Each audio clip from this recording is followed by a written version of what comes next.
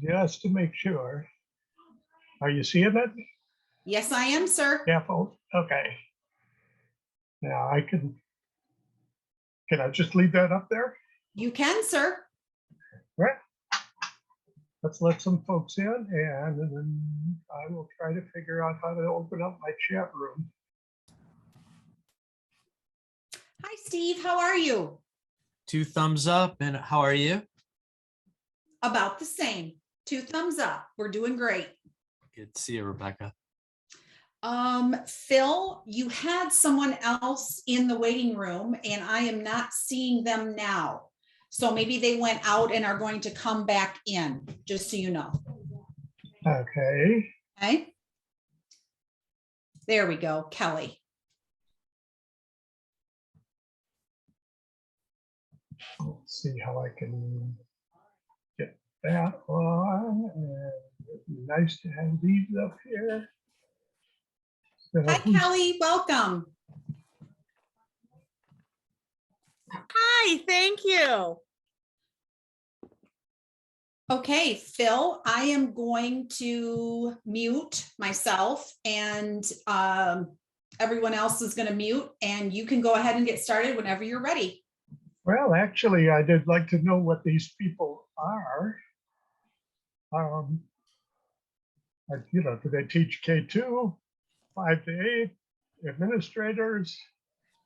Hey, Michelle, long time no see. Dr. Phil, I'm Steve Morton. I'm a retired social studies teacher, mainly at the secondary level. I'm working with another co-presenter. We just presented in the last session on Time Shift America, place-based education in Michigan. And some of our videos we're creating will be on the Michigan Learning Channel soon. And we're targeting elementary students and also literacy activities. So I'm trying to broaden my background and expand a little bit deeper into elementary social studies. Thank you. Okay. And I am Kelly, and I teach here in Wayland Union District in West Michigan, just south of Grand Rapids. And I teach 2nd grade, and right now I'm here starting to look around for ideas on how to get my team and my school to teach more social studies, because right now it's been kind of pushed aside with the way learning is. Okay, that's the target audience. Yeah, I need this. And Michelle, real quick. Yeah, let's hear from Michelle, who's a good friend. Hello, yes, my name is Michelle Knopf, and I am teaching 6th grade. So we get to do lots of fun things in geography, and I always leave your sessions feeling inspired. We're piloting some curriculum materials, and we are using giants in all of our classes right now. So. Okay, then there's a possibility you've seen a little part of this, but it has been revised yet one more time. So with that, I'm going to try to figure out how to turn my slideshow on. And I'm hoping you guys see the word scaffold and spinoffs. Full screen, there we go. Michigan GLICs have got an awful lot of GLICs about mapping of various kinds. Unfortunately, if you read them literally, you're not likely to have an effective lesson. And I know that's a slightly confrontational statement, but I'm going to spend about 20 minutes backing it up a little bit. Because there's problems with the order in which these particular GLICs have been presented. One of the reasons has to do with something that developmental psychologists call dual representation, that a map or a model or a photograph is both an object in itself and a representation of something else. And the trajectory of learning about dual representation is fairly complicated. That's the geeky part of this. And then the super geeky part of it is that that's a small part of a big thing called spatial cognition or spatial thinking. So let's define quickly. Spatial thinking is thinking about where things are, how they are arranged in space, and why that's likely to matter. So a book has got a specific orientation that makes it work, and other orientations don't make it work. The first thing you have to learn is upside from downside. Now, I've summarized some of these key insights, particularly for the earlier grades, in 2 posters, and I'll make these posters available. I'll show you a website later on as to where you can find these things. But first, here's a quotation. Go ahead and read it. I think it's big enough.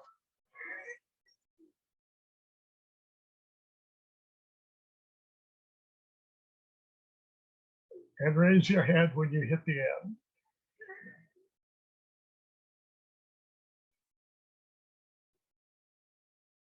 Now, this was by Stan DeHaan. He's the director of the biggest reading and math neuroscience lab in the world.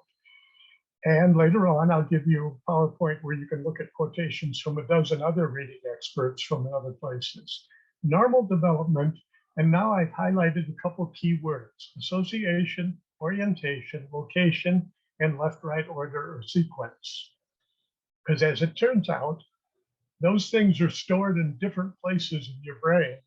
They are processed through different networks, and there are huge individual differences among students as to how they process them. Now, I said that was sort of the super geeky part of all this. Let's take a quick commercial break. This part of the presentation is brought to you by the New York Subway. Because I had 12 trips a week with a 1 to 12 minute wait and a 15-minute ride, and nothing else to do. Phones don't work down there, your computer doesn't work, you can't read a newspaper, you sure don't want to make eye contact. So I read research reports, enough of them to get me some interesting invitations, because we wrote up a couple articles about these. And I had invitations to present this stuff in Moscow, Amsterdam, Seoul, Tokyo, Sao Paulo, but never in Lansing or Albany, where we were, because we're so obsessed with these high stakes tests that we're not paying attention to the neuroscience of how kids actually learn. You're nodding your head, I see, Kelly. Again, I will give you a 2-page handout. Not that this is a reading assignment, but it's something that you can give to your administrators if you need to defend the role of geography. And ask them if they have the same amount of research. By the way, those 2 pages have got exactly 12 times as many scientific research studies as the Common Core has. Not a few more, 12 times as many. The Common Core claims to be research-based, and it is not. I'll zoom in a little bit to show you what they look like. Spatial training improves children's math ability. Spatial coding model of visual word identification. The visual word form area in the brain. Multiple factors in early symbol use, and so on. And I'll also give you a place where you can get, well, no, I'll show you where you can get the summary of what that research says. Reading depends on several different kinds of spatial thinking. Letter is a spatial shape. Oh, and I've got a prop for you. That's processed back here on the back right-hand side of your head. Letters face in specific directions. That's processed up here in the top right-hand side of your head.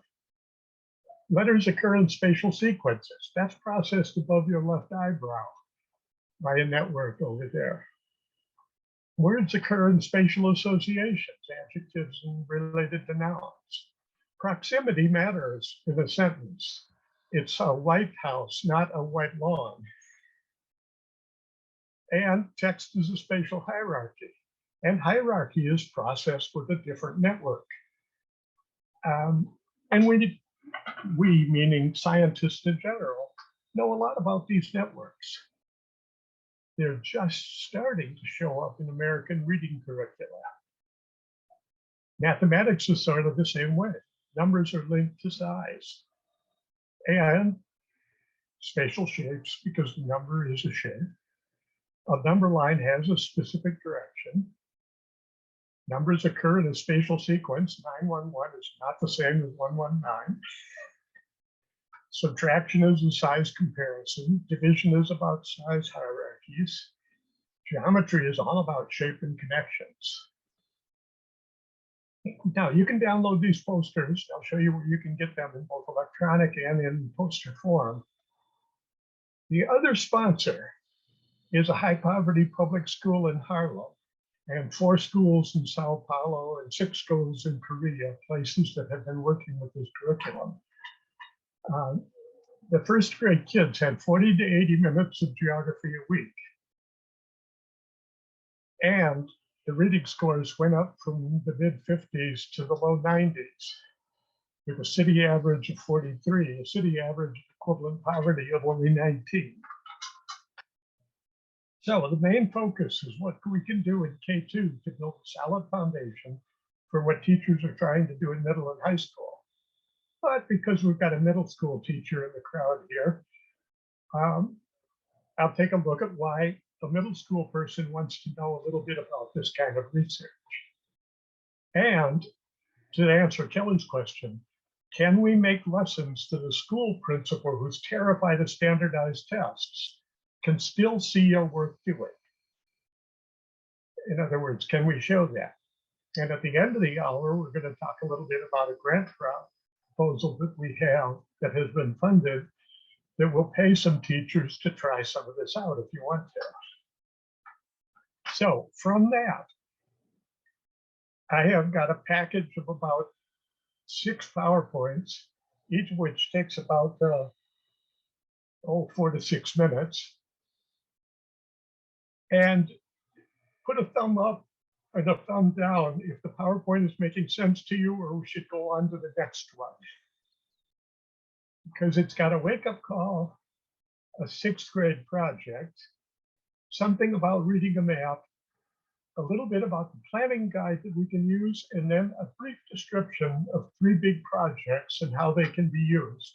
And then at the end, I'll give you a set of websites where you can download all of this project materials. Oh, well, there's the websites, and that's what they look like right now. But I'll bring this thing back a little bit later on. In fact, I'll bring it back with great big type on it like that. And we might even go look at one in a little bit. So with that, let's do a quick wake-up call, which is about Africa maps in middle school. And I'm hoping the wake-up call showed up on the screen there, just to be sure. As I was telling Becky, our power was shut off this afternoon, and we lost our home network. And I'm not sure everything's working right yet. Photos and videos are really useful to help teach visual vocabulary. Let's do a middle school lesson here. We're going to talk about rainforests for the next 20 minutes, except I'm going to do it in 20 seconds. Rainforest is a forest that's got a lot of rain and big trees. And people who live in a rainforest are likely to make the houses out of wood, and they're likely to put them up on stilts so the wind can blow underneath them and the snakes can't crawl up into the house and all that. The desert doesn't have any rain, and therefore it doesn't have any trees, and therefore you've got to build your house out of something else. And the basic middle school principle, particularly in 6th grade, is how you live is influenced by where you live. In other words, geography is the science of the, totally obvious. Except what's obvious in Michigan is not obvious in Mexico or Morocco or Mongolia. Pictures can help us build visual vocabulary, but unless we link them to a map, students will not learn where they are. And the problem is maps are more abstract than photos, hence the wake-up call. You've already seen this map 5 times. It was in the corner of all the pictures, right? And I then did a review at the end, and I said, we need to review this map. Here's where the rainforest is here, and here's where the desert is here. You guys need to study this map because it's going to help you understand, malaria, things like that. Then we had a Thanksgiving break, and I gave them a quiz. And the quiz was simple. divide this blank map into 3 to 6 regions. By the way, this is a middle school activity in 6th grade. Giants, she's nodding her head, she did that. And write a short phrase to describe each region. Those are some of their actual answers. I recolored them with the colors of the test map, which looked like that. Now, the problem with this PowerPoint is that test map is still in your short-term memory for at least the next about 20 minutes. Those kids had a couple of weeks, and as a result, the desert got turned into farming on every one of their maps in their head.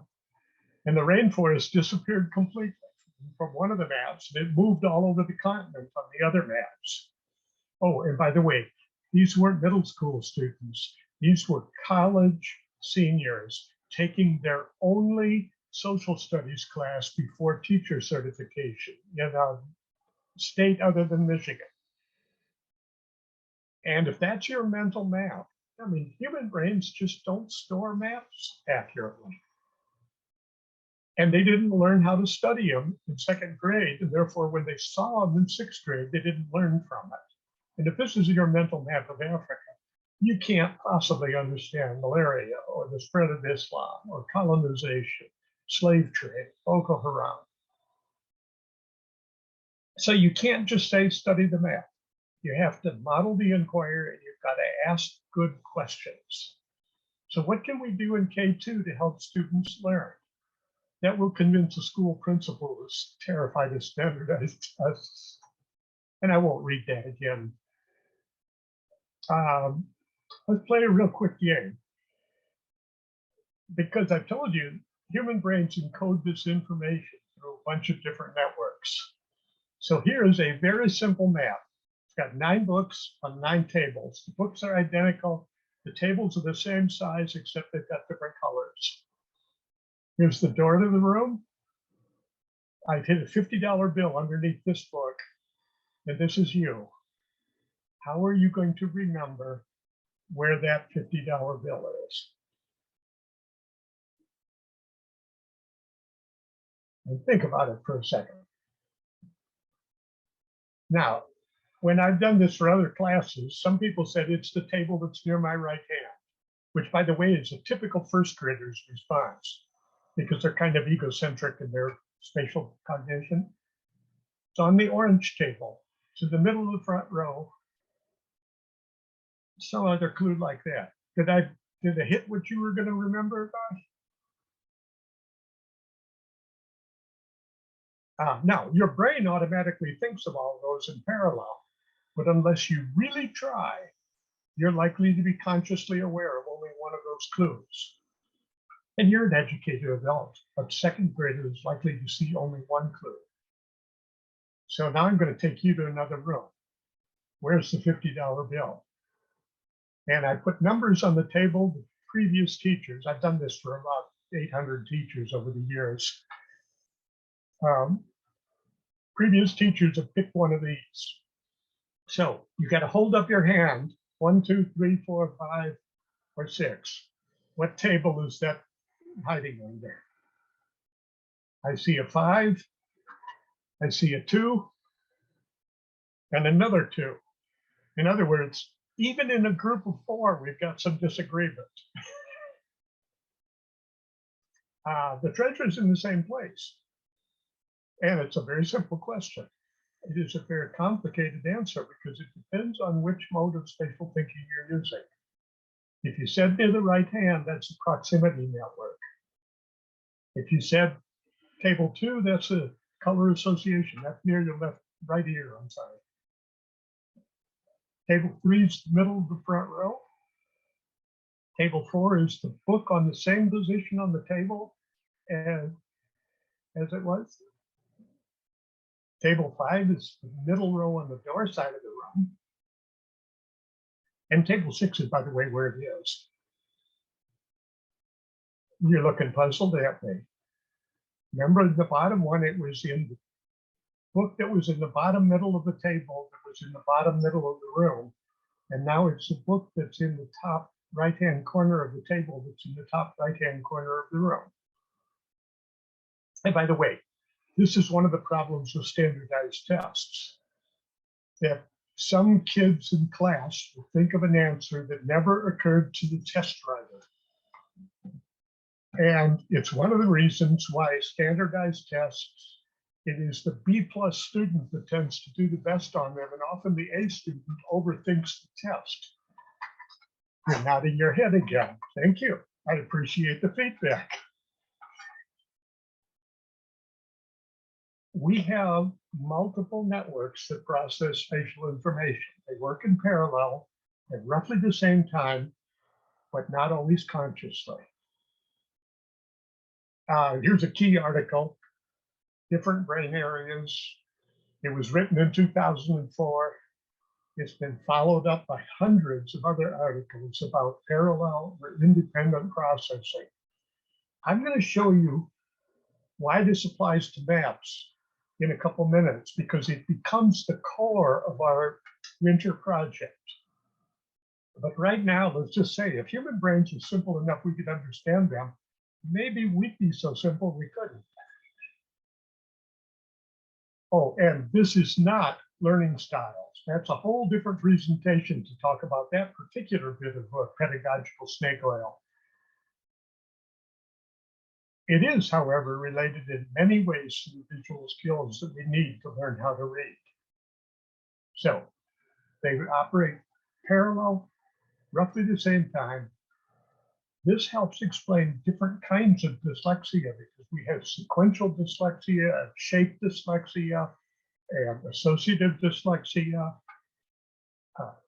And again, there's a lot of research backing that up. So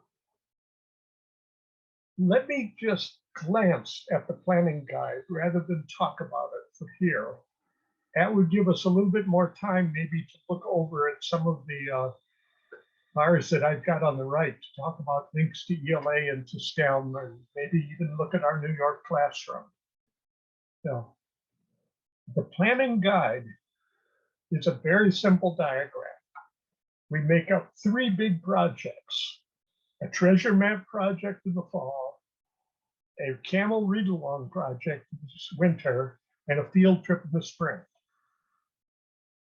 As we talk a little bit more, you're going to find out the big projects don't matter very much. What matters are the answers to a handful of questions.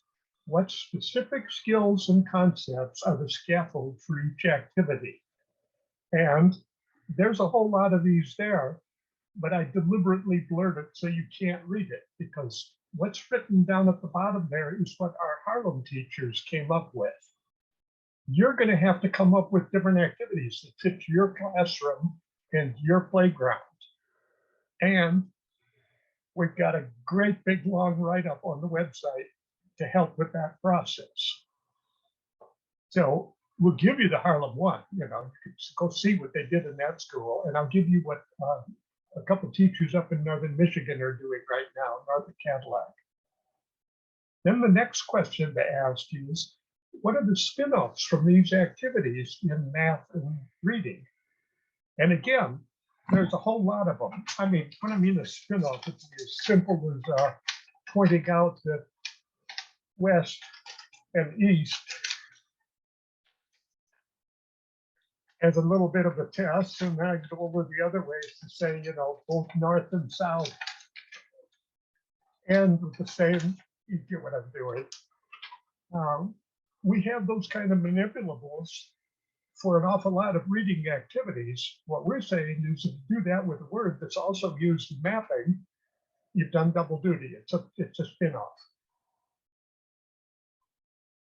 So the really big point is the choice of the topics doesn't matter very much. What matters are the individual scaffolds and spin-off activities. And those can be rearranged to fit many big topics. And the website has got about 80 activities on it. And the number increases every time the teacher tries it out and suggests a few more. A teacher up in the Manistee suggested taking a bird flight, flying from the lake over Manistee to the school. And that turned out to be a really engaging activity for the kids. This is a discussion guide. It's not a curriculum, but there's a lot of research to support the approach. So with that, let me open up 3 PowerPoints that are not designed for your students. They're designed for the teacher and the teachers to talk about. And one is the fall project, making a classroom map. And I used an orange color in the background so that it kind of fits fall and all that stuff.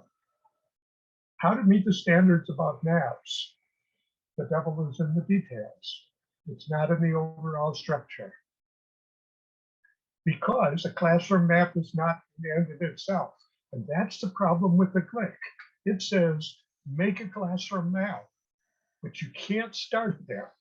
Because if you start there, at least a third of the students are just going to copy the map from the person next to them, because to them, it's just the Mona Lisa.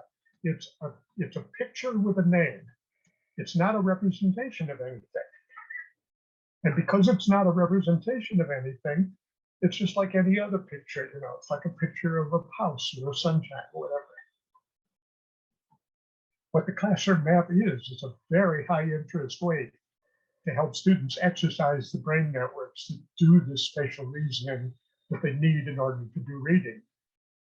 High interest, our Harlem school had a procedure where the students could vote for the activity that they liked the best during that week. And then they could do that again for an extra period the following week. And the geography activity won the vote on about 30 of the weeks of the year. Okay, these networks are part of the scaffold for reading and math. I can show you how later on. There's a lot of research, but I don't already been too geeky on it.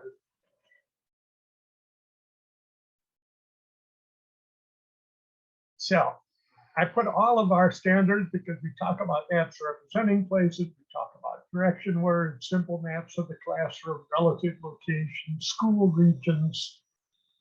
Let's just take a look at that standard. Ask students to draw a map. Some might get the idea quickly. Some will just copy the drawings without grasping the idea.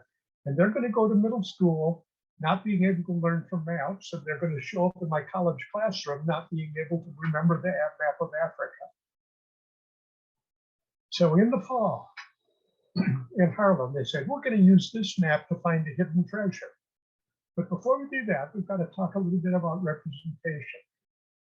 Oh, and by the way, this PowerPoint will be up on the website for you guys to download and use, look them over, because it's designed to help you all.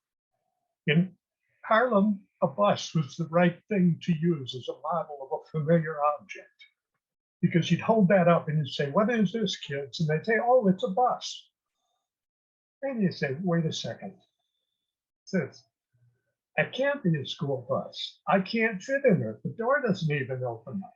So what is it? And you work your way around until you get them to say it's a model of a school bus.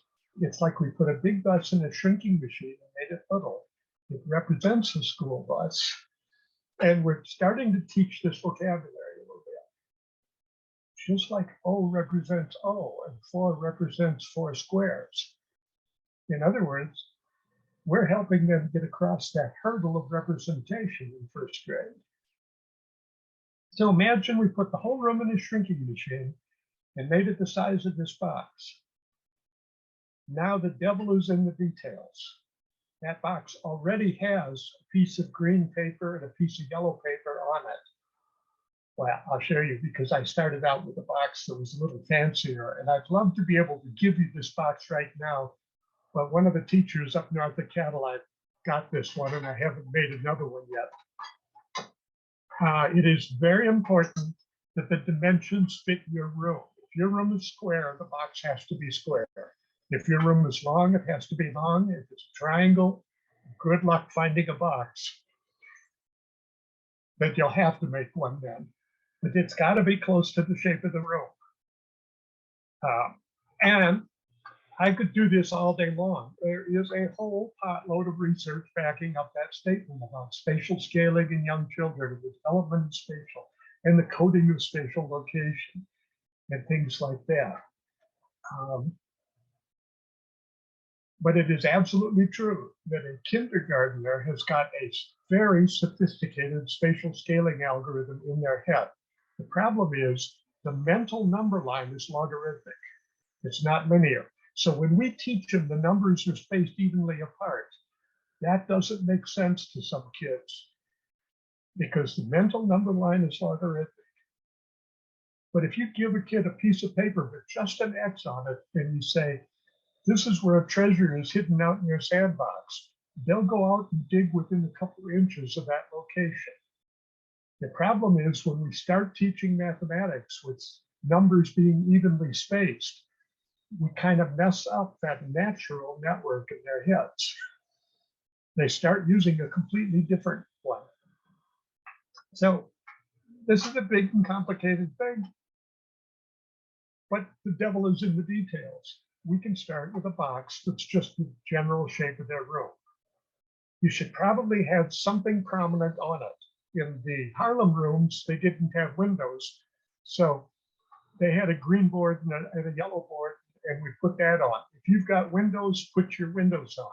If they should look like your windows. Then you just lay the box in the middle of the room, any old way, and you make the students turn the box so that it fits the room. This turns out to be a very important detail for them to own the idea of representation.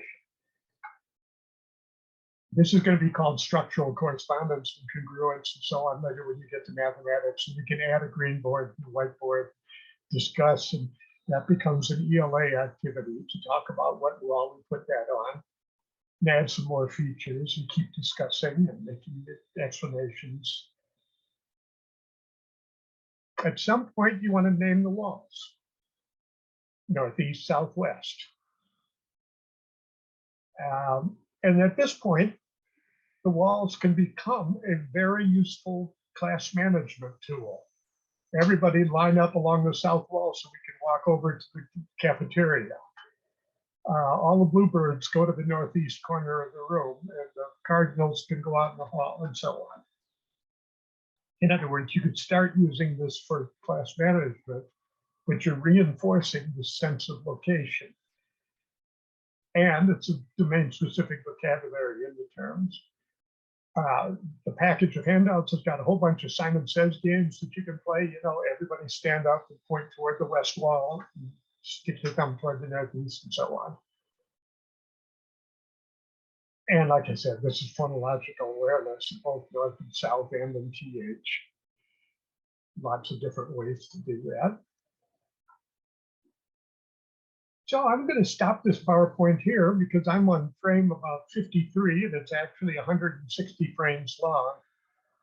No, I'm going to go just a couple more here. We add a door to it and then we get a carpet. Carpet turns out to be very interesting. You probably have a rug in your room for reading, Kelly, and it's off in a corner. Every single classroom that we have just handed the kid, first you hold it up and you say, what does this represent? Oh, it represents our reading carpet, our reading rug. Okay, put it where it belongs in the room, and they will go and put it right in the middle of the room. Then you say, wait a second, the reading rug is actually over close to the whiteboard, isn't it?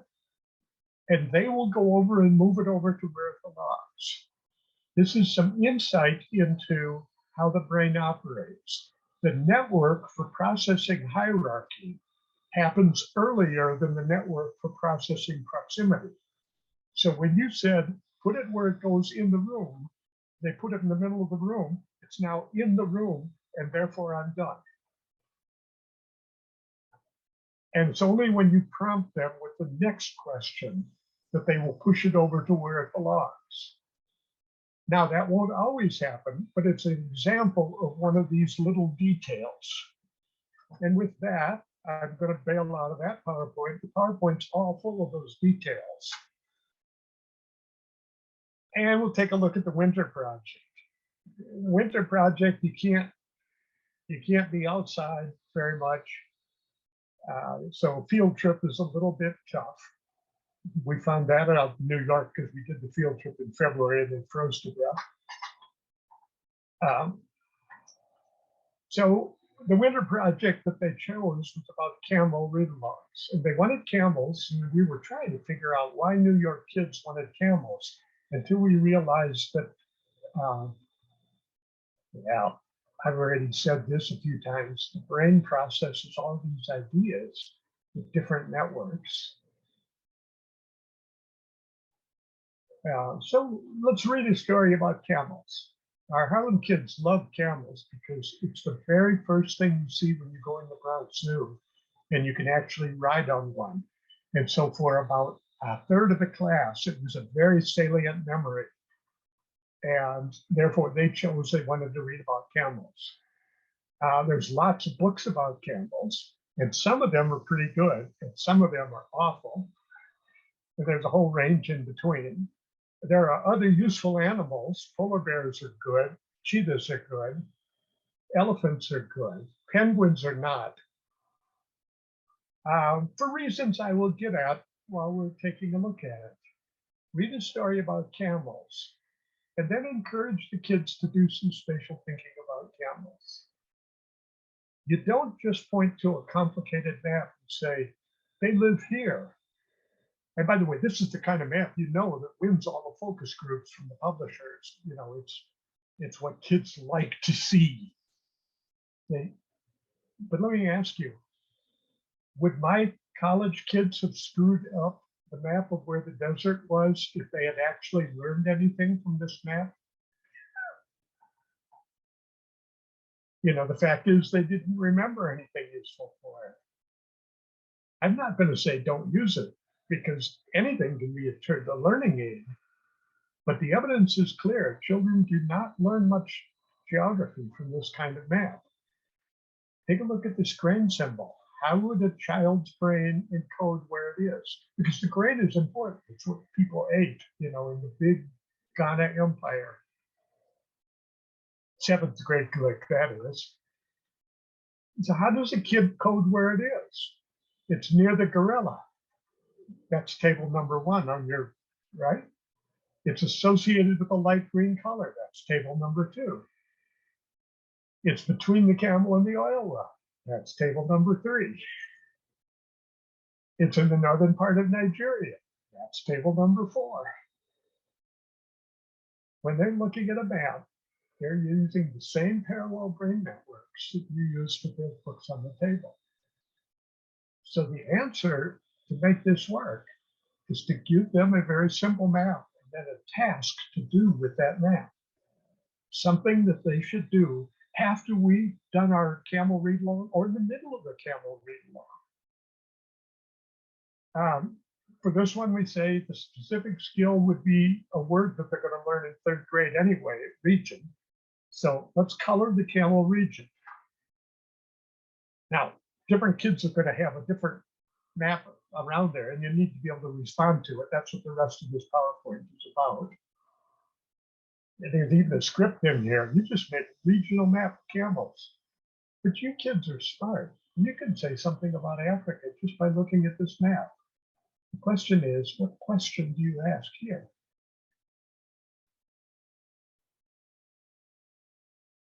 So in 6th grade, you'd say, why do camels live in the north part of Africa? Because you want them to link it to the environment. That's too complicated a question for 2nd grade. In fact, 2nd grade is, do they like to live in the north part of Africa or the south part? Which of course means that you have to have done a scaffold in fall involving naming your walls so they understand what north is about, and that north keeps going beyond the wall. In other words, these are basically vocabulary lessons with a focus on prepositions in 2nd grade that set them up for learning how, I did that, because these associations are cumulative. And this is why I like camel maps, because if the kid draws a line around the camel map like that, and then answers the question in their own words about where the camels are in the north part of Africa, they automatically know where the desert is when they get to 6th grade. And they know where Islam is when they get to 7th grade, because Islam was spread by camel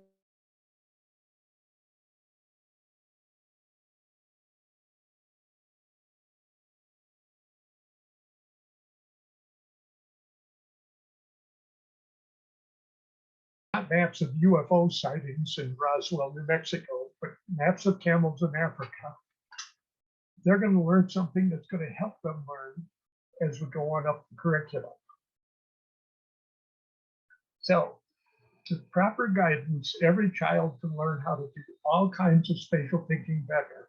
The camel map was about the concept of region or group. We've got other activities about the concept of sequence and orientation and proximity and all these other buzzwords that we had earlier.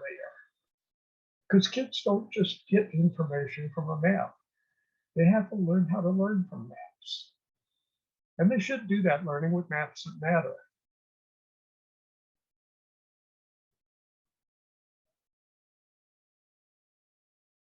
So,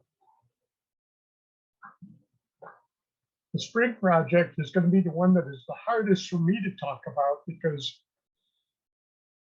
you might want to do a field trip, but I have no idea what your school looks like. So that's our school in Harlem. It is the third floor of what used to be a discount store. And it's got a little bit of a fenced off playground here. It's on Malcolm X Boulevard, which is as Harlem as you can get. In fact, it's right across the street from the mosque where Malcolm X used to preach. If you look down from an airplane, which we flew into New York, I don't know how many times, the Green Mosque stands out over there, and our school is sitting right here. This is the Martin Luther King Public Housing Project. This is the Marcus Garvey Park. The typical Harlem scene. The teachers planned a spring field trip, and they made it into a 6-week project that had mapping activities early on, and then we added the footprints as to where we're going to walk, and then the kids had to write down, we're going to walk 2 blocks south, and then we're going to walk 1 block west. In other words, it became an ELA activity about a week before they took the trip. And we're going to see the mosque over here, and we're going to see Amy Ruth's after the mosque, and now it becomes a sequence activity. You see what I'm doing? Pulling together all these words in how these teachers live it. And then, like I said, we took the field trip on the second coldest day of the year. Ann happens to be a clothing store run by an entrepreneur, and they actually learned the word entrepreneur. They loved saying it if they could come back and they knew a word that the 6th graders didn't know yet.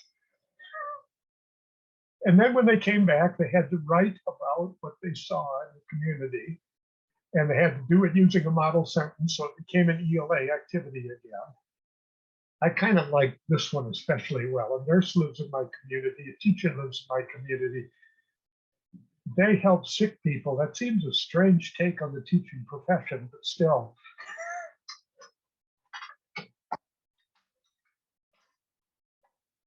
And then another activity where they drew a picture of something that they saw, and then they did a classification activity, putting all the pictures of where people live in one pile and where they work in another pile and where they go to have fun in another pile.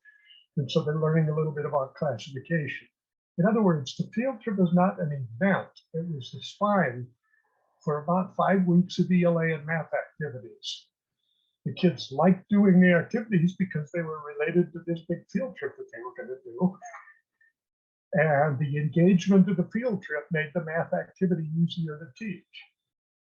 The basic idea of the journey scroll borrowed from the British Geographic Association.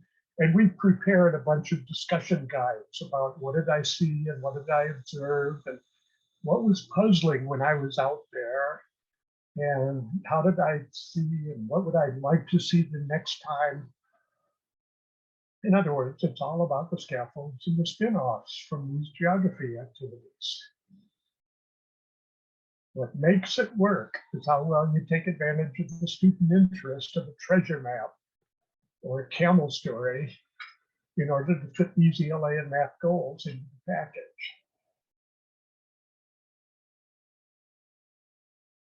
Now, I was hoping to leave us a few minutes at the end here.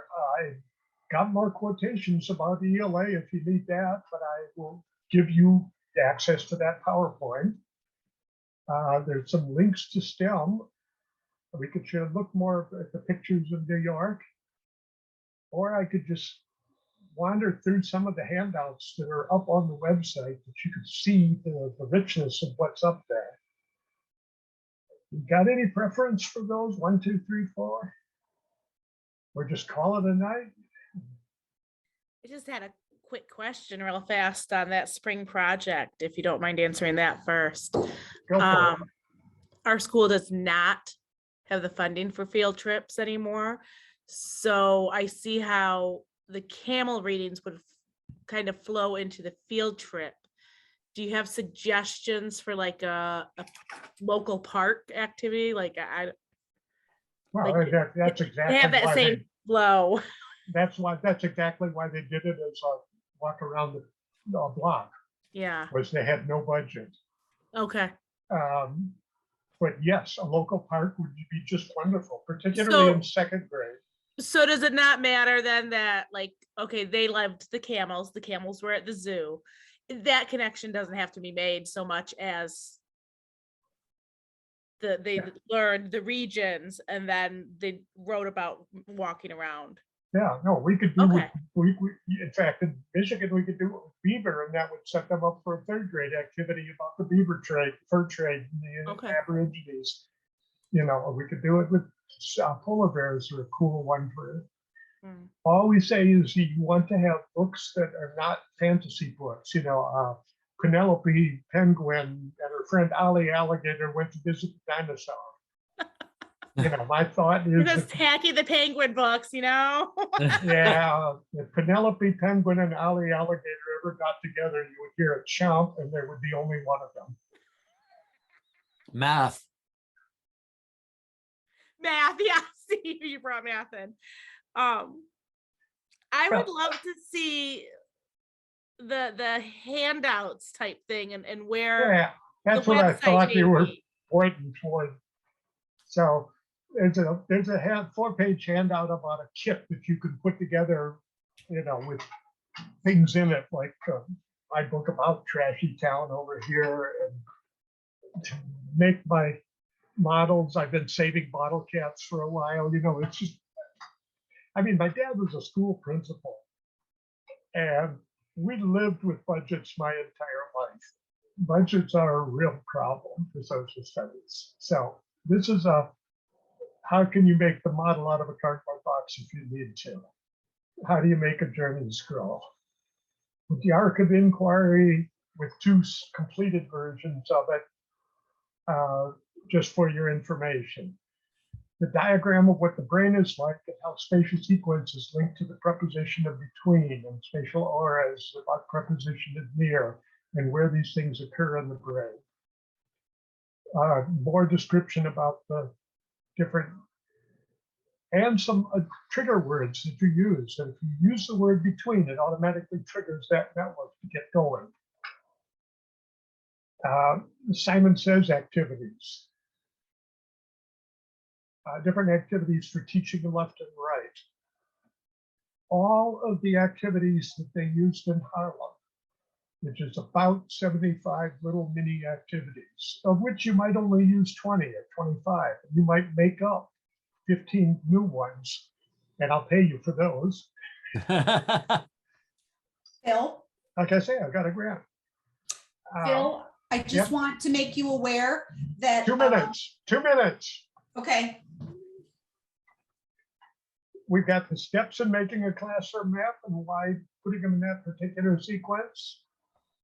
Different activities about measuring by holding your arms out. In Harlem, they call these the scholars. Like this room is 14 scholars wide. How to make a playground or community map. And by the way, we can make maps like this of your school. This is for a school that was cooperating with us. We made that map. It's 3 feet square. How do you pick a good globe? And which ones are more effective in teaching what you need to do? Maps of camels, chimpanzees, cheetahs, elephants, different animals, a little quiz that you can use. In fact, this is actually on the 6th grade giant site. how to make a map in your head when you're reading a story, the different forms that I showed you for the field trip, and the posters. So like I said, all of that kind of stuff is at these websites. And I will go back to the one where you can see the websites in big size. So oaisd.org is the access to the Giants website. And that will give you the entire package, K through 8. And you look at the kindergarten one, and it'll give you the 3 big projects plus a big section on background. For 6th grade, we've also got the geographic big ideas, clickable maps. Have you used those, Michelle? I would presume quite a bit. And you know that camel map was on your clickable map of Africa. In other words, these clickable maps are designed so that if you're in the 6th grade where they don't do that in 2nd grade, you can still do that activity if they need it. And then if you got hooked into the geeky part of this, we made up a special website called Our Spatial Brains, and it's got a section about kindergarten and early grades, and it's got a section about middle school, a section about earth science, and then a review of the research. So those are the websites. I am supposed to click off within the next 30 seconds. Thank you. Thank you so much. This was very helpful going through this stuff on the And Giants. you I can really find appreciate it. me. My name is and my email is on all of these websites, which is my slimy way of making you go look at the websites first. Thank you so very much.